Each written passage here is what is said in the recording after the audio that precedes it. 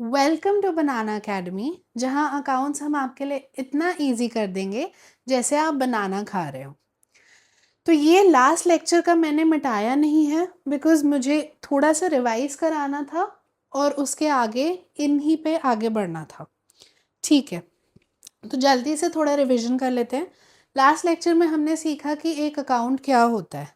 तो एक अकाउंट वो होता है जिसमें एक ही चीज़, एक नेचर की, एक पर्सन की, एक ऑर्गेनाइजेशन की, बेसिकली एक ही चीज़ की सारी इंफॉर्मेशन अगर एक जगह लिख ले तो वो उस चीज़ का अकाउंट होता है।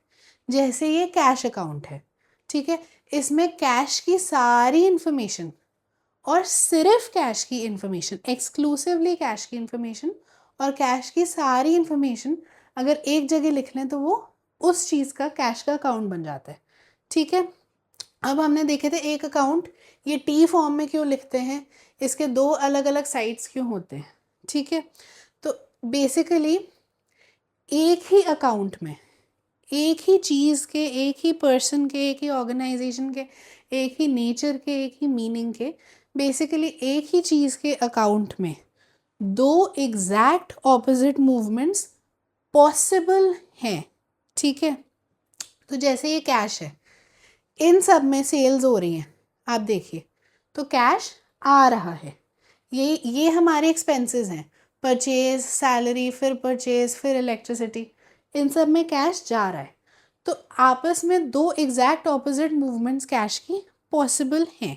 ठीक है, तो वो दो मूवमेंट्स को अलग अलग रिकॉर्ड कर लिया तो एक देखो थोड़ा सिस्टमैटिक नहीं हो गया, एक थोड़ा इजी नहीं हो गया कि परचेज़ की इन्फॉर्मेशन हमें पता है कैश अकाउंट में अगर हम कभी परचेज़ की इन्फॉर्मेशन देख रहे हैं तो इसी साइड मिलेगी, ठीक है, इस साइड नहीं मिलेगी।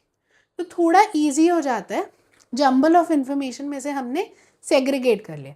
यहाँ कैश में प्लस प्लस प्लस आ रहा है, यहाँ कैश में माइनस माइनस वाली फिगर्स हैं, और अल्टीमेटली ये एक अकाउंट देख के हमें समझ आ जाता है कि बैलेंस कितना बचा है, इन दोनों का डिफरेंस है, बैलेंस कितना बचा है जंबल ऑफ इन्फॉर्मेशन में से। ठीक है, अब इसके नाम दो साइड्स क्यों हैं, क्योंकि एग्जैक्ट ऑपोजिट मूवमेंट्स दो अलग अलग पॉसिबल हैं।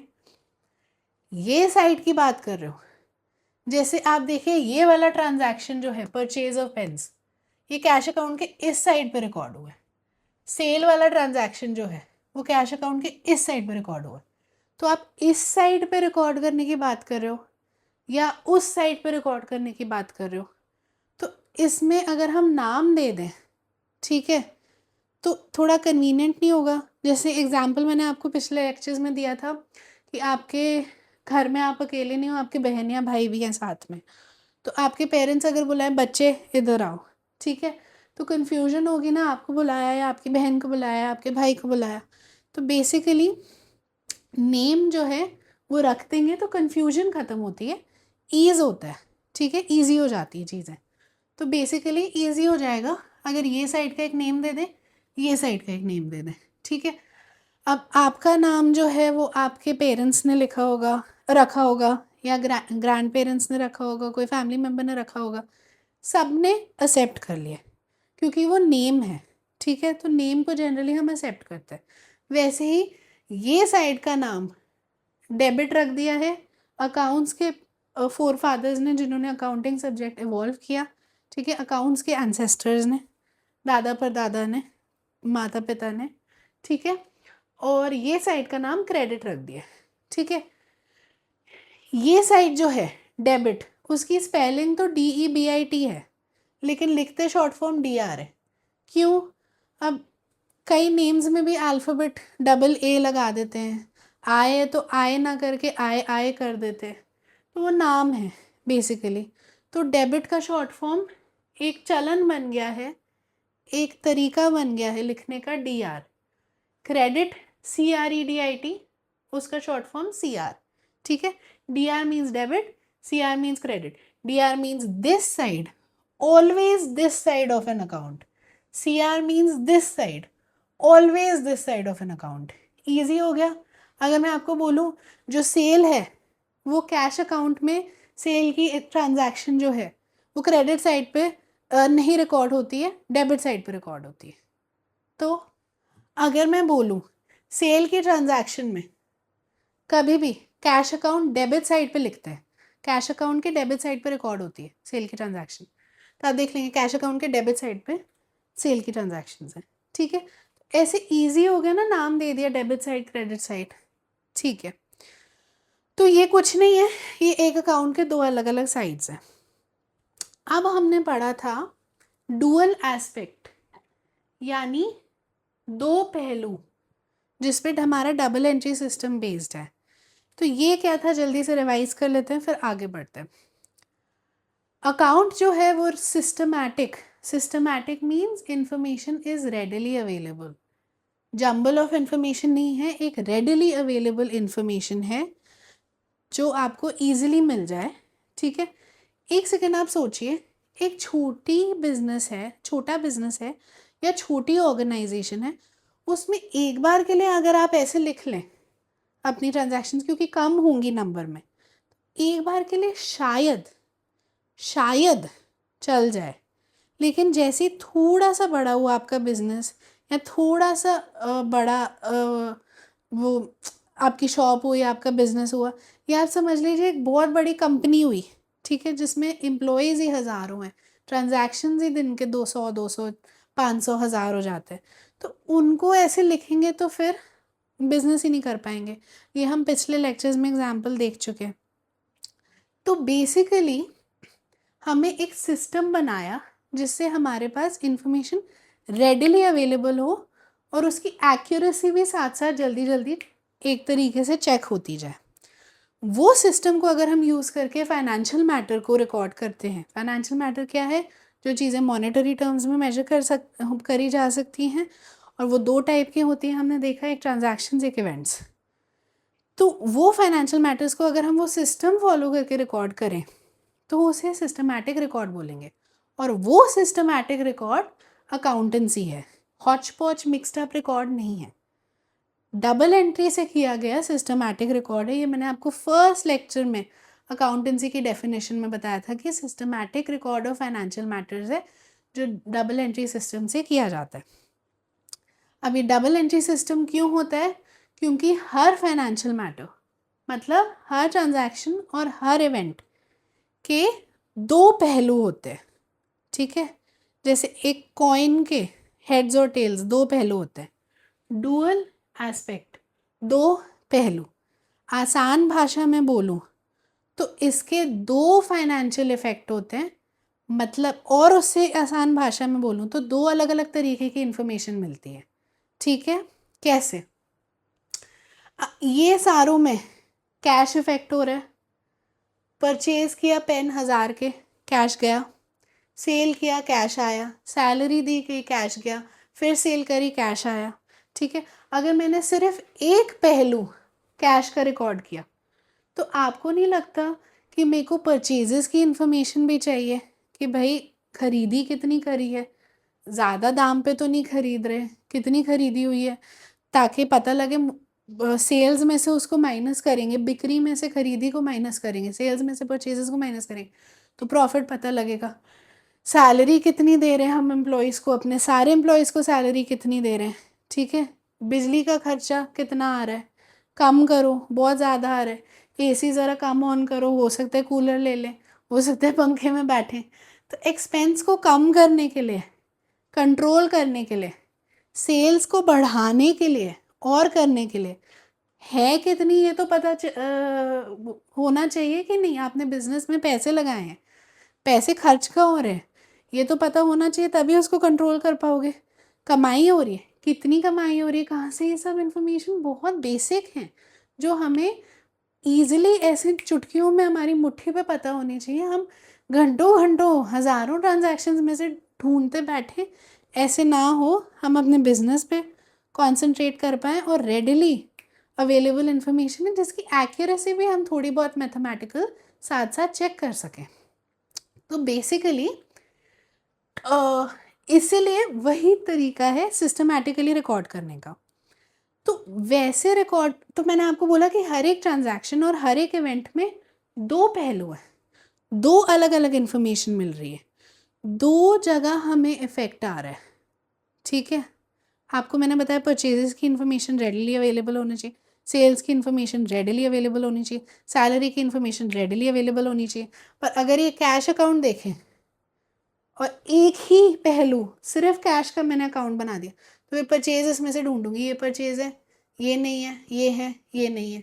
सेल्स, अच्छा सेल्स यहाँ है, ज़रूरी नहीं है सिर्फ सेल्स ही हमारी इनकम हो सकता है हमने पैसे उधार पे दिए, उसका इंटरेस्ट मिल रहा है, वो भी यहाँ पे लिखी जाए।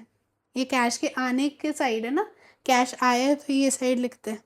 तो बेसिकली यहाँ इंटरेस्ट भी हो सकता है, किसी चीज़ की हमें कमीशन मिल रही है, हमें किसी चीज़ की ब्रोकरेज मिल रही है, तो वो सब भी हो सकती है। दूसरी अलग अलग टाइप की इन्फॉर्मेशन, ज़रूरी नहीं है गुड्स की सेल्स ही हो सिर्फ। तो बेसिकली यहाँ पे बहुत ज़्यादा, इससे बहुत ज़्यादा डिफरेंस नहीं है। यहाँ पर डिफरेंस ये है कि हमने कैश की इंफॉर्मेशन अपने लिए रेडिली अवेलेबल कर ली है कि this minus this is equal to this. ठीक है, ये हमने 7,000 हमारे पास कैश बचा है और ये कैश के आने की और जाने की मूवमेंट है। कैश की इंफॉर्मेशन हमने सिस्टमैटिक रेडिली अवेलेबल कर दी है, लेकिन अगर एक ही पहलू रिकॉर्ड किया तो उसमें से दूसरा पहलू ढूंढते नहीं बैठेंगे। इसीलिए शुरू में ही जब हम ट्रांजैक्शन रिकॉर्ड कर रहे हो, और इवेंट में भी डुअल एस्पेक्ट होता है, इवेंट्स के डुअल एस्पेक्ट्स हम सम्स करते करते समझेंगे, ठीक है। और ट्रांजैक्शन में भी डुअल एस्पेक्ट होता है, दो इन्फॉर्मेशन। तो जब ट्रांजैक्शन पहली बार ही रिकॉर्ड कर रहे हैं, तभी हमने परचेज का अकाउंट एक अलग बना दिया जिसमें परचेज की सारी इन्फॉर्मेशन है। कैश का अकाउंट अलग है, यहाँ पे कैश की हमें इन्फॉर्मेशन मिल जाएगी 7,000 है, वहाँ परचेज की इन्फॉर्मेशन मिल जाएगी इतना परचेज है। हमने ये सेल की ट्रांजैक्शन के वक्त कैश में भी इसका रिकॉर्ड कर दिया, सेल का अकाउंट यहाँ अलग बना दिया, तो सेल की इन्फॉर्मेशन वो सेल के अकाउंट से देख के समझ आ जाएगी, ठीक है। तो सिस्टमैटिक तरीका वही है जिसमें दोनों पहलू हम रिकॉर्ड कर लें। अब ये दो पहलू में जनरली ज़्यादातर 99% 99% तक के सिर्फ दो अकाउंट्स इन्वॉल्व होते हैं। कुछ केसेस में दो से ज़्यादा अकाउंट्स भी इन्वॉल्व हो जाते हैं एक ट्रांजैक्शन में, वो कैसे हैं वो हम आगे देखेंगे। पर अभी ये समझिए कि दो इन्फॉर्मेशन, दो पहलू अवेलेबल हैं अलग अलग हर ट्रांजैक्शन में से, और वो दोनों इन्फॉर्मेशन हमें अलग अलग रेडिली अवेलेबल होनी चाहिए। इसलिए हमने हर ट्रांजैक्शन में से दो अलग अलग अकाउंट बनाते हैं, ठीक है। ये ट्रांजैक्शन में से परचेज अकाउंट अलग बनेगा, कैश अकाउंट अलग बनेगा, सेल अकाउंट अलग बनेगा, कैश अकाउंट जो बना हुआ है उसमें ये इन्फॉर्मेशन चाहिए, सैलरी अकाउंट अलग बनेगा, फिर कैश अकाउंट जो बना हुआ है उसमें इन्फॉर्मेशन जाएगी। ऐसे हमारे पास सबकी अलग अलग क्लासिफाइड, अलग अलग सेग्रीगेटेड, अलग अलग इन्फॉर्मेशन है, ठीक है। ऑल राइट, तो double entry system is nothing but एक ही ट्रांजैक्शन में दो पहलू हैं, वो दोनों पहलू को जब हम रिकॉर्ड करते हैं, एक सिंगल चीज़ की एंट्री नहीं करेंगे कैश की या परचेज की, दोनों चीज़ों की एंट्री करेंगे। परचेज की भी एंट्री मतलब लिखेंगे, परचेज का भी अलग लिखेंगे, कैश का भी अलग लिखेंगे, ठीक है। तो जब दोनों चीज़ों की अलग अलग इन्फॉर्मेशन हम हर ट्रांजैक्शन में से, तजुर्बे से हम सीखे हैं कि हर ट्रांजैक्शन में दो अलग अलग इन्फॉर्मेशन मिलती है, तो वो दोनों अलग अलग इन्फॉर्मेशन को हम अलग अलग रिकॉर्ड कर लेंगे क्योंकि वो हमारी ज़रूरत है अलग अलग रिकॉर्ड करना। तो वो डबल एंट्री सिस्टम बन जाएगा। ये लिखते कैसे हैं ये आगे के वाले लेक्चर्स में हम देखेंगे, ठीक है। ट्रांजैक्शन का मतलब मैंने आपको बताया है। अब ट्रांजैक्शन हमने पढ़ा था गिव एंड टेक है बिटवीन टू पीपल और ऑर्गेनाइजेशंस। दो एंटिटीज़ होनी चाहिए, एंटिटी मतलब पर्सन या ऑर्गेनाइजेशन। वो एक पर्सन एक ऑर्गेनाइजेशन हो सकती है, दो पर्सन्स हो सकते हैं, दो ऑर्गेनाइजेशंस हो सकती है, ठीक है। तो पर्सन या ऑर्गेनाइजेशन का give and take with another person और ऑर्गेनाइजेशन, गिव एंड टेक, लेन देन, एक्सचेंज गिव एंड टेक। कैसी चीज़ों का? वो चीज़ों का जिन्हें हम मॉनेटरी टर्म्स में मेजर कर सकते हैं, मतलब जिनकी पैसों में कोई स्पेसिफिक कीमत है, 200 रुपये, 500 रुपये, 1 लाख रुपये, 1 करोड़ रुपये। ठीक है, ये चीज़ें कौन सी हैं जिनकी पैसों में कोई कीमत है? या तो पैसा खुद, कैश।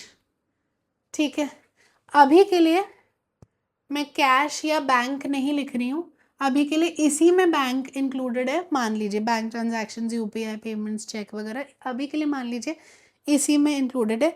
जनरली अकाउंट्स में हम अलग अलग लिखते हैं।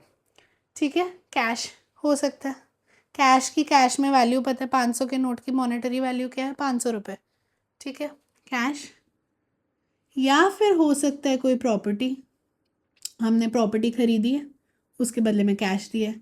प्रॉपर्टी कौन सी? सपोज़ घर, या सपोज़ कोई बहुत बड़ी कमर्शियल बिल्डिंग आई है, उसमें आपने एक दुकान खरीदी है, दुकान चलाने के लिए, आगे दुकान डालने के लिए दुकान खरीदी है। या फिर व्हीकल खरीदा है, 2 व्हीलर खरीदा है, या कार खरीदा है, या फिर फर्नीचर खरीदा है। ठीक है, अपने ऑफिस के लिए आपने कुर्सियाँ खरीदी हैं, टेबल खरीदे हैं, अपने कुछ चीज़ें रखने के लिए शेल्व्स खरीदे, तो वो फर्नीचर खरीदा है। तो प्रॉपर्टी हम ले भी सकते हैं, प्रॉपर्टी हम बेच भी सकते हैं। ठीक है, या फिर गुड्स। अब गुड्स का मैंने आपको बताया था अकाउंटेंसी में एक बहुत स्पेसिफिक मीनिंग होता है। Goods are only the things that you deal in, दूसरी चीज़ों को गुड्स नहीं बोलता है। The things that you deal in, deal in मतलब सेल, जो चीज़ें आप बेचते हैं वो आपके गुड्स होते हैं। अब या तो ये गुड्स आप खुद बना सकते हैं, मैन्युफैक्चरिंग, प्रोडक्शन कर सकते हैं और बेच सकते हैं, या तो फिर आप ट्रेडर हैं, जिसमें आप ये गुड्स किसी सप्लायर से या किसी मैन्युफैक्चरर से खरीद रहे हैं और आगे अपना प्रॉफिट डाल के, प्रॉफिट उसमें रख के आगे बेच दे रहे हैं। ठीक है, तो अगर तो आप गुड्स तो बेचेंगे, अगर आप मैन्युफैक्चरर हैं और ट्रेडर हैं, मैन्युफैक्चरर भी अपने गुड्स बेचेगा, ट्रेडर भी अपने गुड्स बेचेगा। लेकिन अगर आप ट्रेडर हैं तो आप गुड्स अपने खरीदेंगे भी एज इट इज़, जिनमें आप अपना प्रॉफिट रख के बेच सकते हैं। ठीक है, तो दोनों साइड में गुड्स पॉसिबल है, दोनों साइड में सर्विसेज पॉसिबल है।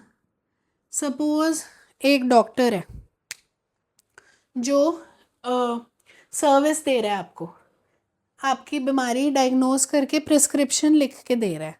ठीक है, कि ये जाके दवाइयाँ आप खरीद के ये वाली दवाइयाँ खा लीजिए, आप ठीक हो जाएंगे। तो वो आपको ना गुड दे रहा है, ना प्रॉपर्टी दे रहा है, ना कैश दे रहा है, वो बेसिकली डॉक्टर आपको सर्विस दे रहा है। ठीक है, वो डॉक्टर के पास हो सकता है एक नर्स हो। ठीक है, वो डॉक्टर के क्लिनिक में अपनी सर्विस दे रही है, जिसके बदले उसे कैश मिल रहा है। ठीक है, तो जो अगर आप जनरली गुड्स नहीं दे रहे हैं, जनरली तो आप सर्विस ही दे रहे हैं। आपके डैड हो सकते हैं कोई कंपनी में काम करते हैं, उसके बदले में उनको सैलरी मिलती। सर्विस की अपने आप में मॉनेटरी वैल्यू है, उसको मेजर कर सकते हैं मॉनेटरी टर्म्स में। ठीक है, इसीलिए कोई पैसे देने के लिए उसके अगेंस्ट, उस सर्विस के अगेंस्ट पैसे देने के लिए रेडी है। कितने पैसे देने के लिए रेडी है, वो उस सर्विस की मॉनेटरी वैल्यू है। ठीक है, तो डॉक्टर सर्विस दे रहा है, कैश ले रहा है, या वो डॉक्टर के क्लिनिक में ही नर्स सर्विस दे रही है और कैश ले रही है। ठीक है, और नेक्स्ट हो सकता है कंज्यूमेबल। अब ये दोनों सी है, तो कंज्यूमेबल के लिए सी और यहाँ छोटा सा ओ लिख देती हूँ ताकि कन्फ्यूजन ना हो। अब ये ऐसी चीज़ है जैसे कि मैं एक कपड़ा बेचने वाली दुकान चलाती हूँ, मेरी कपड़े बेचने वाली दुकान है। अब वहाँ पे मेरे को पेन, पेंसिल, कैलकुलेटर, ये कई चीज़ें ऐसी छोटी मोटी चाहिए होंगी, जो कि हो सकता है थोड़ा बहुत डिस्पोजेबल ग्लास भी हो सकता है मैंने रख दिए, कि जी कोई कस्टमर आता है पानी मांगता है, बैठे हुए हैं कपड़ा देख रहे हैं, वो बोले पानी है क्या, ग्लास तो होना चाहिए पिलाने के लिए, तो वो भी रख दिए। तो वो ना, वो स्टेशनरी, वो ग्लास ना वो मेरे गुड है, ना वो मेरी प्रॉपर्टी है। ठीक है, वो मेरे कंज्यूमेबल्स हैं। छोटी मोटी चीज़ें हैं जो थोड़े टाइम में यूज़ अप हो जाएंगी, ठीक है। तो वो प्रॉपर्टी तो है ही नहीं, ना मैं उन्हें बेचती हूँ, मैं कपड़े बेचती हूँ, तो वो मेरे कंज्यूमेबल्स हैं। अब पिछले लेक्चर में मैंने आपको बताया था, पिछले या पिछले से उससे पहले वाले लेक्चर में, कि यहाँ पे हम कंज्यूमेबल नहीं लिखेंगे। क्यों? क्योंकि जो भी हम बेच रहे हैं वो हमारे लिए गुड्स हो गया। ये एरो मतलब जा रहा है हमारे पास से, जा रहा है हमारे पास से मतलब हम बेच रहे हैं। अगर हम वो स्टेशनरी बेच रहे हैं तो वो हमारा गुड्स हो गया। अगर हम वो डिस्पोजेबल ग्लास बेच रहे हैं, जा रहे हैं, तो वो हमारा गुड्स हो गया। तो कंज्यूमेबल जो है एक लॉजिक वाली चीज़ है कि आप देखिए आप खरीद ही सकते हैं, अगर बेच रहे हैं तो वो आपका गुड है, आपके लिए कंज्यूमेबल नहीं है, ठीक है। तो ये एक ट्रांजैक्शन है, ये एक ट्रांजैक्शन है, ये एक ट्रांजैक्शन है, ठीक है, जिसमें गिव एंड टेक हो रहा है। ऐसी चीज़ों का गिव एंड टेक हो रहा है जिसकी कोई मॉनेटरी वैल्यू है बिटवीन टू पर्सन्स और ऑर्गेनाइजेशंस, ठीक है। अब ये ट्रांजैक्शन में डुअल एस्पेक्ट है, ठीक है। अगर आपका कैश, प्रॉपर्टी, गुड्स, सर्विस या कंज्यूमेबल आ रहा है तो उसके बदले में आपकी कैश, प्रॉपर्टी, गुड्स या सर्विस जा भी रही है, ठीक है। तो आप एक आने का रिकॉर्ड करेंगे एस्पेक्ट, डुअल एस्पेक्ट मतलब दो पहलू, मतलब दो तरीके की इंफॉर्मेशन, ठीक है, दो तरीके की इंफॉर्मेशन। अगर आप एक पहलू ये रिकॉर्ड करेंगे कि हमारे पास या कैश आ रहा है या प्रॉपर्टी आ रही है, गुड्स, सर्विस, कंज्यूमेबल आ रहा है, तो दूसरा पहलू ये भी रिकॉर्ड करेंगे कि या कैश या प्रॉपर्टी या गुड्स या सर्विस जा रहा है। ये एक टाइप की ट्रांजैक्शन हुई। यहाँ पे मैं एस लगा रही हूँ क्योंकि और भी ट्रांजैक्शन के टाइप्स हो सकते हैं। कैसे, वो समझिए।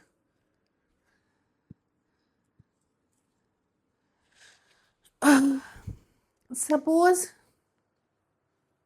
ये स्टेशनरी शॉप ही है मेरी, ठीक है।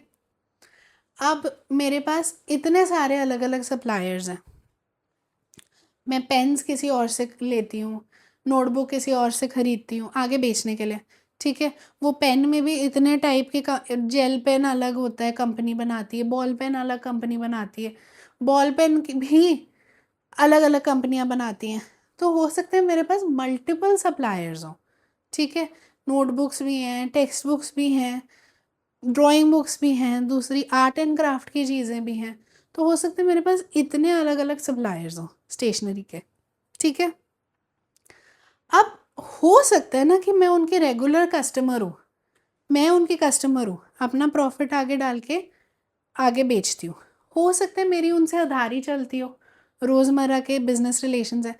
जनरली बिजनेस में उधारी चलती ही है क्योंकि बहुत ज़्यादा, स्पेशली आपके सप्लायर्स के साथ, क्योंकि बहुत ज़्यादा कंपटीशन है।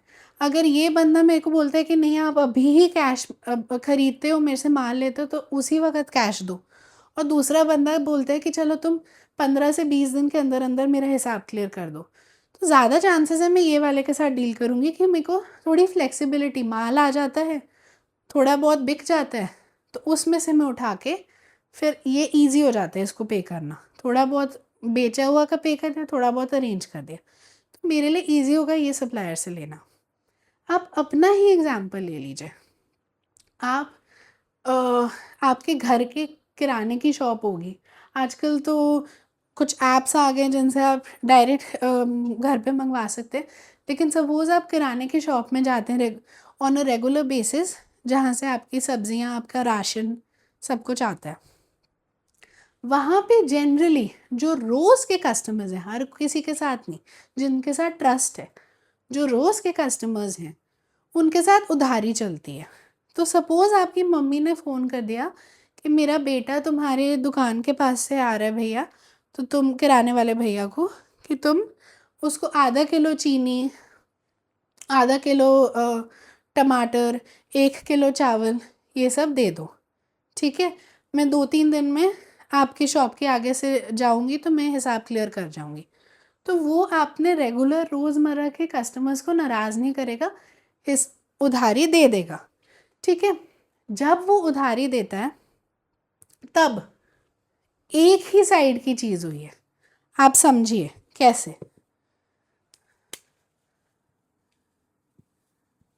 किराने की शॉप आपकी एक ऑर्गेनाइजेशन है, उसने अभी आपको गुड्स दिए हैं, आप यहाँ पे, उसने आपको गुड्स दिए, बदले में सिर्फ ये वाला पोर्शन हुआ है, उसने आपको गुड्स दिए हैं, बदले में अभी उसको कुछ मिला नहीं है, ठीक है। वैसे ही या आप कैश या प्रॉपर्टी या गुड्स या सर्विस या कंज्यूमेबल, नहीं सॉरी कंज्यूमेबल देंगे नहीं, मैंने अभी तो समझाया।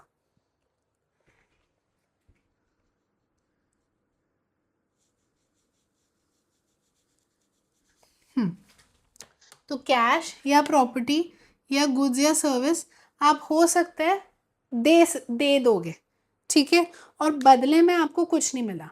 आपने प्रॉपर्टी बेची, बड़ी पेमेंट है, सपोज आपकी कार आपके चाचा ही ले गए, वो बोले मैं 10-15 दिन में थोड़ा थोड़ा कर करके तुम्हें पैसे दे दूंगा, तो फिलहाल आपने प्रॉपर्टी दे दी पर उसके बदले में कुछ नहीं मिला। आपने गुड्स दिए, किराने की शॉप है, आपने राशन बेचा, बदले में अभी आपको कुछ भी नहीं मिला।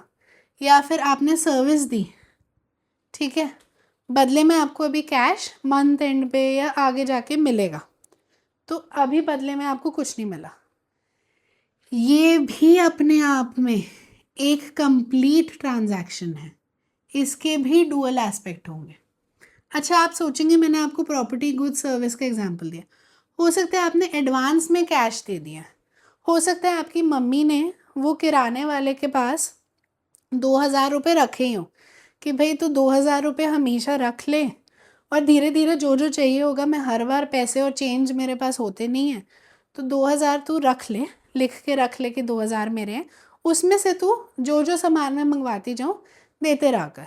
तो हो सकता है एडवांस में कैश दे दिया, लेकिन अभी उसके बदले में कुछ लिया नहीं, तो एक ही साइड का हुआ है। यहाँ गिव एंड टेक दोनों हो गए, यहाँ पे सिर्फ गिव हुआ है, अभी तक टेक नहीं हुआ है, ठीक है। ये भी अपने आप में एक कंप्लीट ट्रांजैक्शन है जिसके डुअल एस्पेक्ट है, दो इन्फॉर्मेशन मिल रही है, उसमें से दो फाइनेंशियल इफेक्ट है, दो फाइनेंशियल इम्पैक्ट है, दो इन्फॉर्मेशन मिल रही है, और उसके में भी हम डबल एंट्री सिस्टम से रिकॉर्ड करेंगे क्योंकि दो इन्फॉर्मेशन मिल रही है। कैसे, अभी देखते हैं। नंबर 3, हो सकता है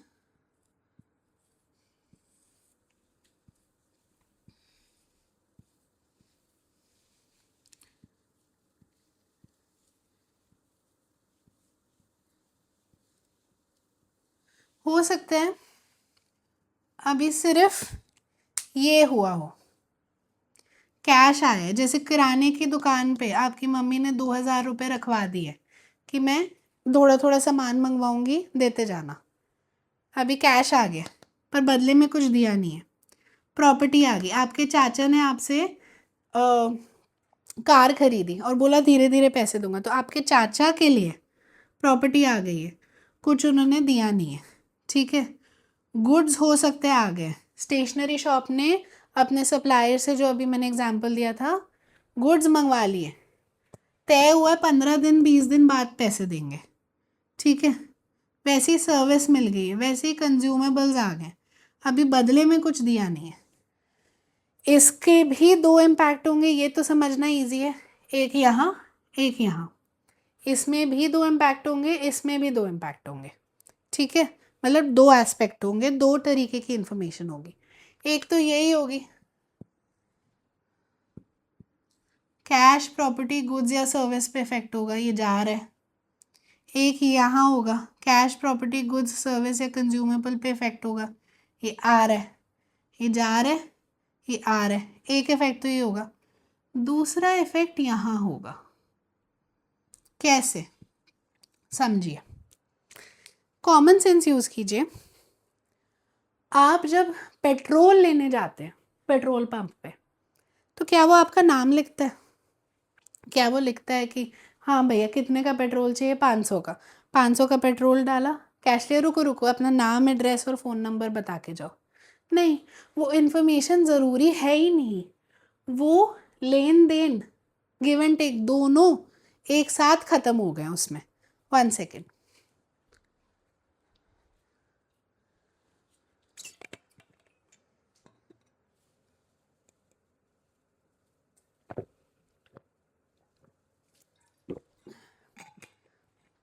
तो दोनों इन्फॉर्मेशन जो है, दोनों एस्पेक्ट जो हैं, गिव एंड टेक, आपने उससे पेट्रोल लिया, पेट्रोल पंप से उसको कैश दिए, उसको कोई ज़रूरत नहीं है आपका नाम लिख के रखने की या कहीं रिकॉर्ड करने की। लेकिन आपने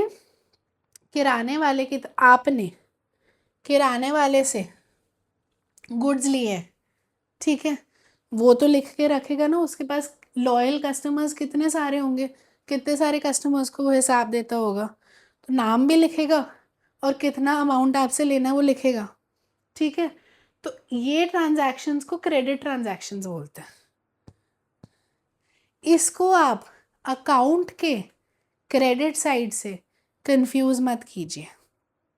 अकाउंट का क्रेडिट साइड दूसरा है, यहाँ पे सेम वर्ड है पर उसका दूसरा मीनिंग है, ठीक है। क्रेडिट ट्रांजैक्शन मतलब उधारी, क्रेडिट मीन्स उधारी, क्रेडिट पे माल दिया मतलब उधारी पे माल दिया, क्रेडिट पे माल लिया मतलब उधारी पे माल लिया।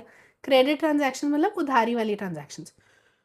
उधारी या लेनी है या देनी है बिजनेस में, कॉमन सेंस लगाइए, आप नाम और कितना अमाउंट बाकी है वो तो लिख के ही रखेंगे ना, ठीक है। ऐसे हर कस्टमर का, हर सप्लायर का याद रहे इन सो मेनी ट्रांजैक्शंस, तो वो पॉसिबल तो नहीं है। तो भी तो जबकि ये इनकम्प्लीट लग रहा है, पर ये कंप्लीट ट्रांजैक्शन है जिसके दो पहलू हैं, एक जिस पे जो जा रहा है और जिससे पैसे लेने हैं। कैश, प्रॉपर्टी, गुड्स या सर्विस यहाँ हमने दे दिए, इससे पैसे लेने बाकी है। यहाँ पे हमने ले लिया है, इसको पैसे या कुछ देना बाकी है, ठीक है। तो यहाँ दोनों जगह पे पैसे लेने बाकी हैं, पैसे देने बाकी हैं, दोनों में हम वो इंसान का नाम और उसका अमाउंट कितना देना है लेना है वो तो लिखेंगे। तो ये ट्रांजैक्शन में भी डुअल एस्पेक्ट हो गया, ये ट्रांजैक्शन में भी डुअल एस्पेक्ट हो गया, ये ट्रांजैक्शन में भी डुअल एस्पेक्ट हो गया, ठीक है। I hope this is clear. यहाँ पे इसका नहीं ज़रूरत है लिखने की, लिखना है शौक से कहीं और पेन पेपर पे लिख लो, अकाउंट्स में लिखने की ज़रूरत नहीं है क्योंकि इससे लेन देन हमारा ख़त्म हो गया, ठीक है। इससे लेन देन अभी बाकी है, यहाँ हमने कुछ दिया है तो बदले में हमारा लेना बाकी है, पैसे लेने बाकी हैं। यहाँ हमने कुछ लिया है तो बदले में देना बाकी है, तो इसको कितना देना है, कौन से इंसान को कितना देना है वो हम लिख के रखेंगे अलग। सपोज आपकी किराना शॉप है जिसमें कई लोगों से आपकी उधारी चलती है, आप कई कस्टमर्स को अपने उधार पे दे देते हो माल। एक कस्टमर आया, उसने बोला यार मेरा 500 रुपीज़ बचा था, ये ले ले।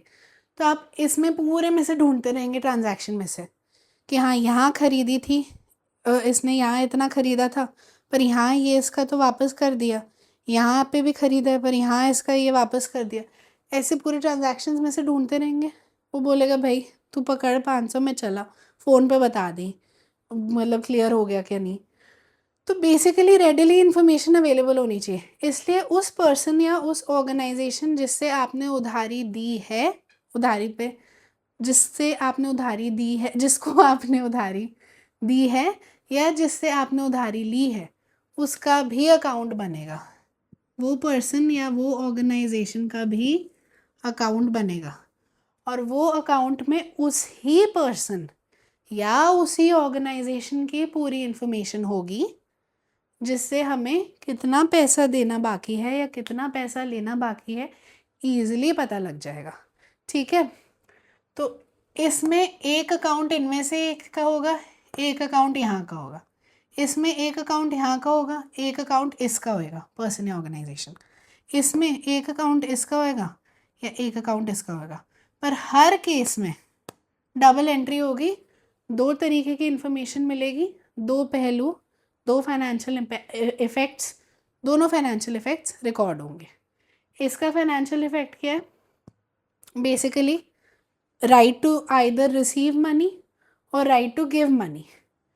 राइट टू रिसीव मनी वो हमारा एसेट है, हमारा हक है पैसे लेना। देना है पैसे वो हमारी लाइबिलिटी है, वो हमारे ऊपर एक ऑब्लिगेशन है पैसे देने का। तो वो इंसान का अकाउंट, पर्सन या ऑर्गेनाइजेशन का अकाउंट कभी भी अगर हम बना रहे हैं, ये केस में तो हम बना ही नहीं रहे अकाउंट, लेकिन अगर ये केस में हम, ये दो केस में अगर अकाउंट बना रहे हैं तो वो अकाउंट या हमारा एसेट होगा पर्सन या ऑर्गेनाइजेशन का, या लाइबिलिटी होगा। तीसरी कोई पॉसिबिलिटी है ही नहीं। अगर उस इंसान से पैसा लेना बाकी है तो वो हमारा एसेट है, ठीक है। रिसीव करना बाकी है, राइट टू रिसीव।